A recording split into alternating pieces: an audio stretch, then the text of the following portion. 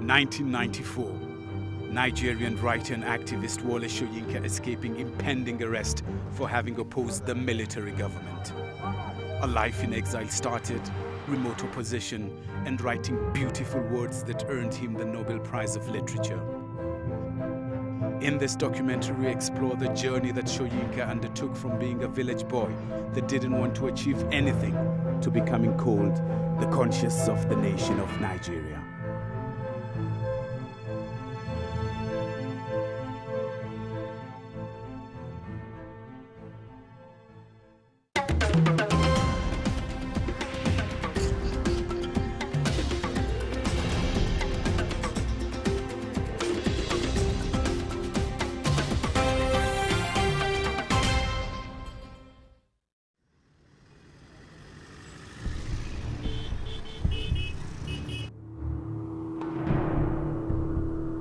November 1994. Nigerian writer and activist Wole Soyinka is on the road fleeing from impending arrest ordered by Nigerian dictator Sani Abacha.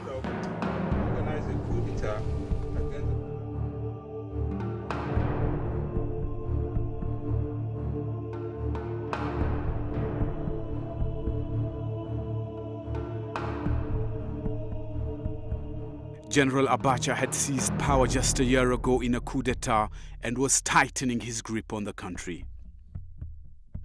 The general imposed drastic economic reforms that dramatically increased Nigeria's economic growth, but at the cost of blatant corruption and gross human rights violations. Any resistance to the regime was muzzled by force. And Wole Soyinka, as co-founder of the underground opposition, had dared to oppose Abacha by calling for international sanctions. Now, more than 25 years later, Wole Soyinka still has vivid memories of this ordeal. I had to accept the fact that maybe I was the only one of the entire movement against Abacha's dictatorship who could create an alternative voice, radio voice. Accepted the fact that I had to leave the country.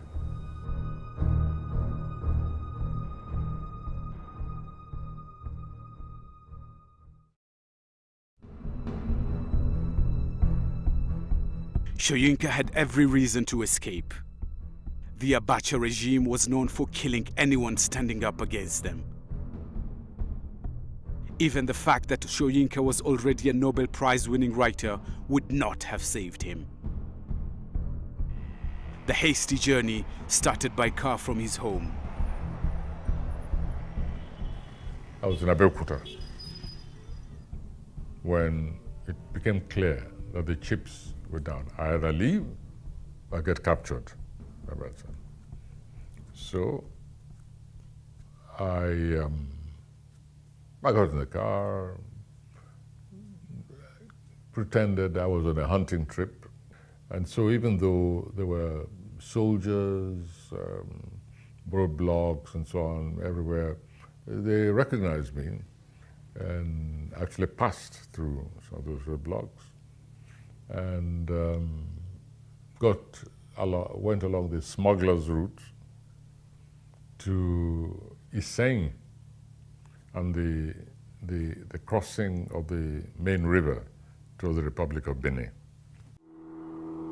The journey concluded in the United States, from where Soyinka managed to found the shortwave clandestine radio Kudirat, offering a voice for the oppressed opposition in Nigeria. This is Radio Kudirat Nigeria, the voice of democracy.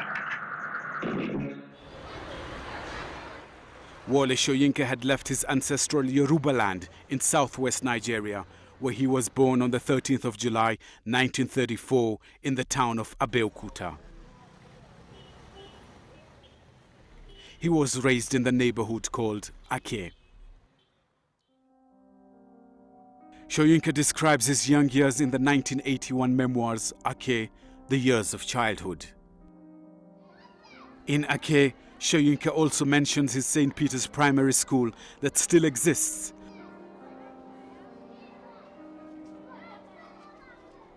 But the building that had Wole's classrooms is being demolished.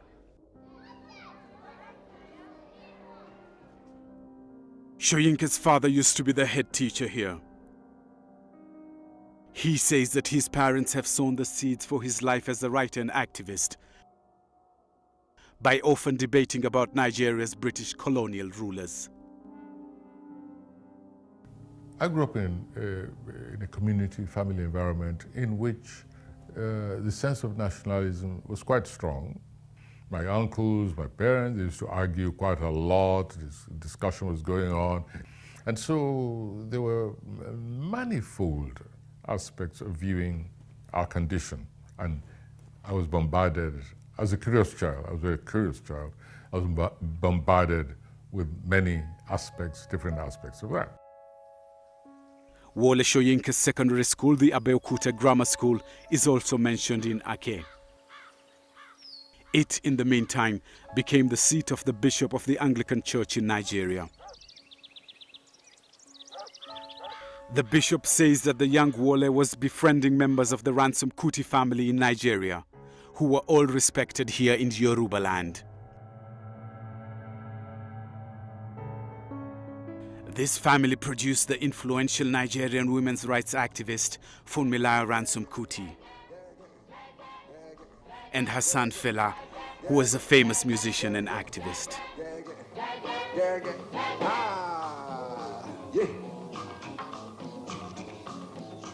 Wole shared rooms with his cousin Fela, and through him, he got further in touch with the Ransom Kuti family. They were role models for him because the Ransom Kutis were very principled, very educated, very principled, and they produced generations of leaders in this country as far as educational training is concerned. So the academic erudition of Wole Soyinka, the cultivation of his academic virtues, his strength, was built here.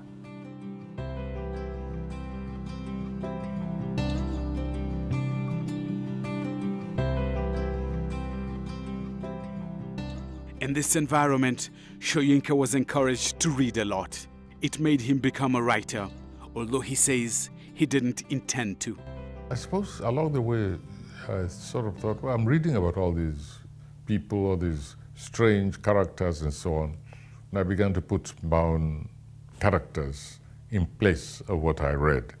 So it was a kind of gradual process. I don't think I just woke up one day and said, as a result of an experience, I have to be a writer. At least I don't recall it. Wole Soyinka accepted his remarkable talent for writing and took it to the University of Ibadan, where he went to study English. There, he founded the Pirates Confraternity, campaigning against corruption and injustice. It was the first confraternity in Nigeria and can be seen as Soyinka's emerging activism. Soyinka believes he was infused with activism at a young age, seeing poverty around him. Just like his writing, stumbled into it. It's a strange process, I suppose, is that in spite of, shall we say, the progressive nature of my parents and my relations, that I also saw early enough contradictions, let's say among my siblings, my schoolmates and so on.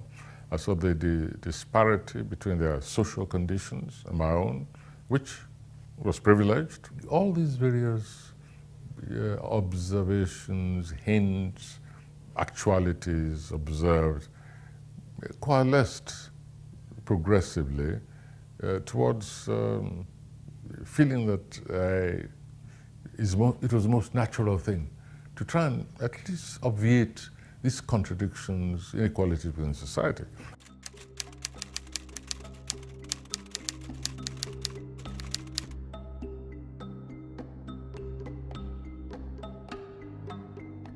His activism didn't stop Soyinka from writing. He went to study English in the United Kingdom, and there he wrote plays for the groundbreaking Royal Court Theatre in London. He went back to Nigeria after graduating in 1960. Soyinka returned in the middle of the country's celebration of independence from England.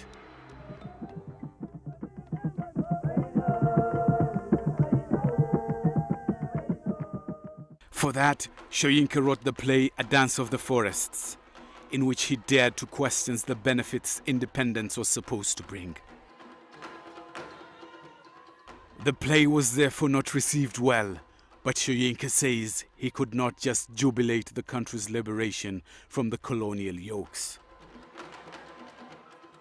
I found that there was as much to celebrate as to deplore, as to be apprehensive about in the approaching future.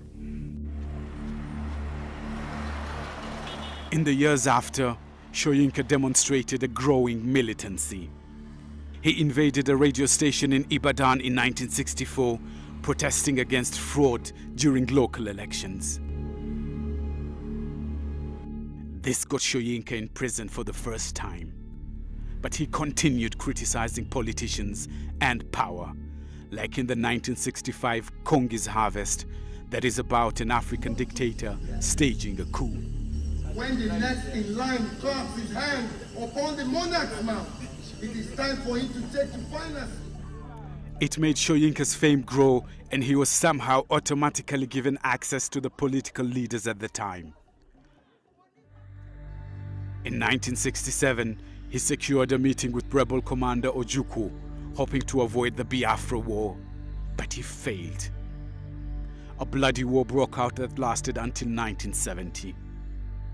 Interfering with state affairs got Soyinka in prison again, for 2 years in solitary confinement.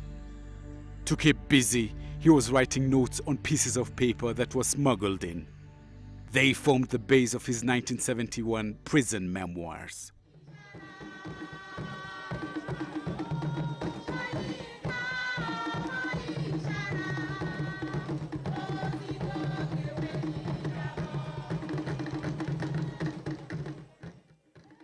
This prison experience hardened Soyinka, but he kept publishing critical plays and novels. Among the most famous works of Wole Soyinka are his 1959 play, The Lion and the Jewel, about the value of Nigerian traditions versus European innovation. Why then? Why don't you sit down and listen? Throughout his work, Soyinka always chooses themes related to the use and abuse of power.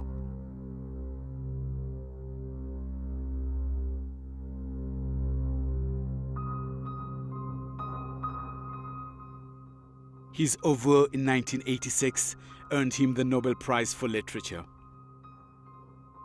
The jury appreciated Soyinka's ability to write beautiful words and strong stories based on his apprehension against injustice in society. Wole Soyinka in his Nobel period was mostly writing plays following the oral tradition of the Yoruba. But he also used the structure of classic Greek drama.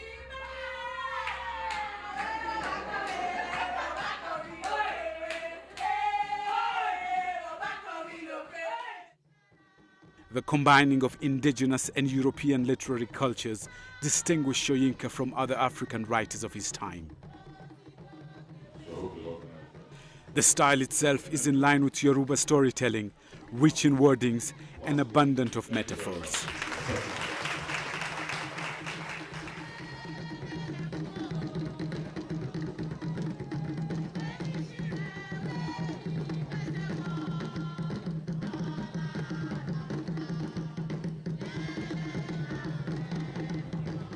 This particular style was observed by Professor Adodekun of the University of Ibadan, who has studied Wole Soyinka for 50 years and is a great admirer. My conclusion about Soyinka, as I told you, that he's a semi-god. It's like we can compare him with Shakespeare. We can compare him, as I said, with Aeschylus, Sophocles, in the magnitude of his language, which is not even accessible to the intellectuals. After the Nobel Prize, a global journey of public performances started, and writing even more. But that was until 1994, when Soyinka felt he had to leave everything behind to escape from General Abacha.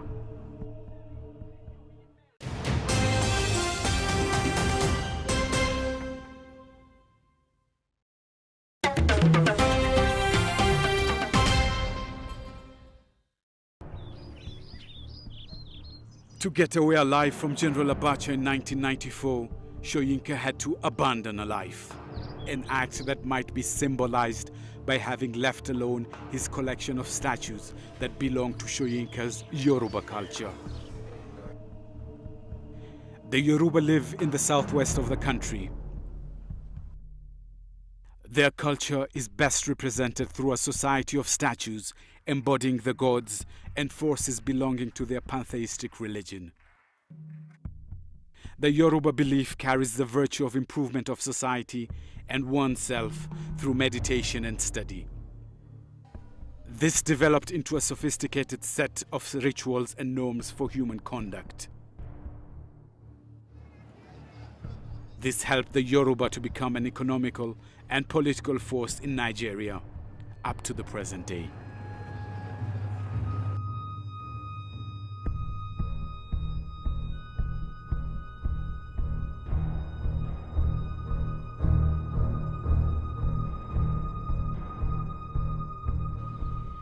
Soyinka, being raised in Yoruba land, had absorbed this culture, but in order to survive, he had to leave it all behind. I said to myself, all right, you've enjoyed all these, now just abandon them. But right now, the situation is such that they're in fact no longer yours, because you are not in a condition of freedom in which you appreciate, you associate with them, that they're part of your life. From abroad, Soyinka continued his opposition against Abacha, in hiding, fearing for Abacha's secret foreign operatives. And in 1995, Soyinka saw his worst fears confirmed by the hanging in Nigeria of his friend and fellow writer-activist Ken Saro-Wiwa under General Abacha's orders. Ken Saro-Wiwa, just like Wole Soyinka, had dared to oppose Abacha by campaigning against the government-enforced oil extraction in the Niger Delta. And on the 10th of November 1995, Ken Saro-Wiwa paid the ultimate price for that when he was executed.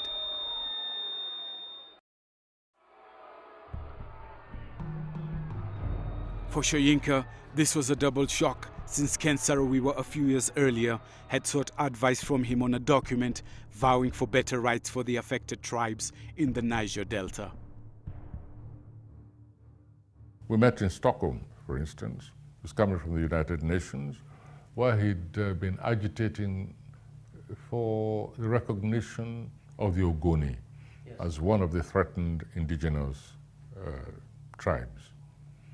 He'd been to see me in Abeokuta, by the way, with his son. They came in a small delegation with the Kaima Declaration. And I promised that I would do whatever could at the time that I backed it wholly, the rights of the indigenous people. This was the last time Soyinka had seen Ken Saro-Wiwa, and the execution made Soyinka deeply disappointed and angry. The killing of Ken Saro-Wiwa did two things.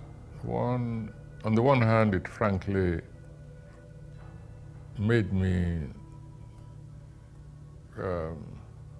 despair of the possibilities, the potentiality of power as such. Power is something I've always engaged myself in, intellectually, in essays and so on. But to see the ruthlessness, the brutality of power exercised under the veneer of state legitimacy crystallized my struggle also in ways which I hadn't suspected. It just meant for me a declaration of war against humanity by a bunch of psychopaths. Soyinka continued his struggle from abroad by publishing in favor of the opposition in Nigeria. It would take until 1999 before he would return to Nigeria, when dictator Abacha died and civilian rule was restored. Nigeria was on its knees for him because of his continuous voice of opposition. He was even offered a bid for the 1999 presidency, but according to his former personal assistant Tunde Awosamni, he refused. His reason was that, one, he does not have the temperament for regimented living. Okay, becoming president would make him to become regimental. Wole Soyinka was treated as a Pan-African hero of liberation and became an example for the generations after him. Among them are filmmakers, students, writers, and theater directors. There is Toyin Oshinaike, who focuses on plays of Wole Soyinka like King Babu, inspired by Abacha from 2001. So many people have seen what's been happening in the country and have not been able to put them in a play, like a reportage in a play. And he has done that. Most other plays that you find is about the social African life, but he writes more about the political climate of our society. I will not make any journey. Right?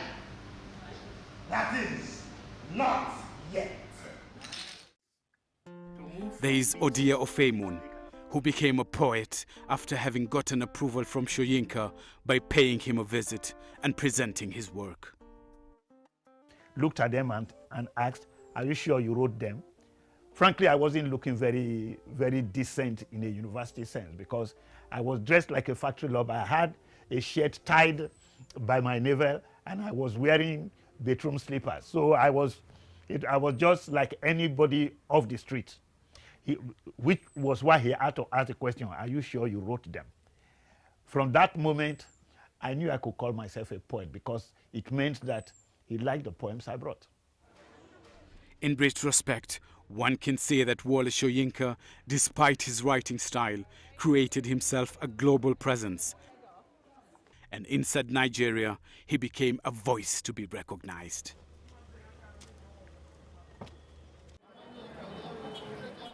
And especially in an economic powerhouse like Nigeria, with its deep divide between rich and poor and tension between Christianity and Islam, there is always something to argue about.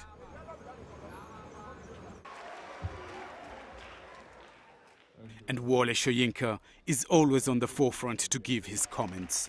Not because he wants to, but he says he has to. People don't believe me, but I'm really a glutton for tranquility.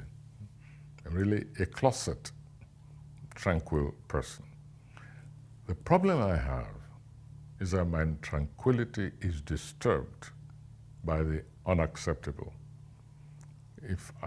And so I would say that what people call activism is just, perhaps just a selfish form of existence, of intervention, that I want to get back to my peace of mind, my tranquil state.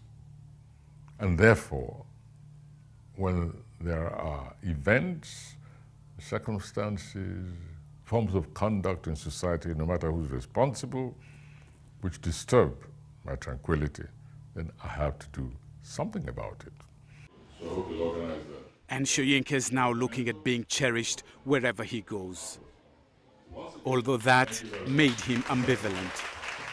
There are moments when it's good to be recognized, but think of the interruption of your private life.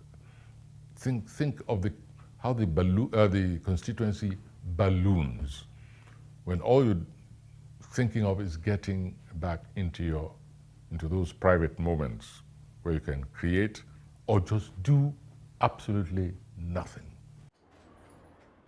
But Soyinka didn't choose to fade away quietly in his mansion on the countryside. And recently, Soyinka is being seen disturbed by the attacks in Nigeria by the extremist Boko Haram. Boko Haram, this is something which has to be exterminated. I mean, without any compromise. This is not a period for political correctness. It's a period in global existence of intolerance of the intolerant. Those who are not tolerant, we should be intolerant towards them. And according to people around Soyinka, he will continue to raise issues. And for that, he already received the attribution of being the conscience of the nation. Soyinka happens to be a national, a producer of national conscience, in the sense that he is outspoken on all the issues. And he takes positions that are not necessarily of an economic nature, but has been able to stand as a moral conscience in a way that very few other people have been. And even though being born in 1934, he's not likely to stop. I don't see him fully retiring. I don't see him fully retiring because the only punishment you can give him is to tell him to stop working, is to cause him to stop working. And I don't see him as somebody who is ever going to stop working. Wole's son Olaokun agrees with this, but hopes that people realize what they're demanding from him. People send me letters and they invite him to this event that is going to make, I look at it and I think that's not considerate. He's going to have to travel make such an effort and travel and put up with so much at 81. You should have considered that it's time to reduce the pressure on him to be everywhere at once.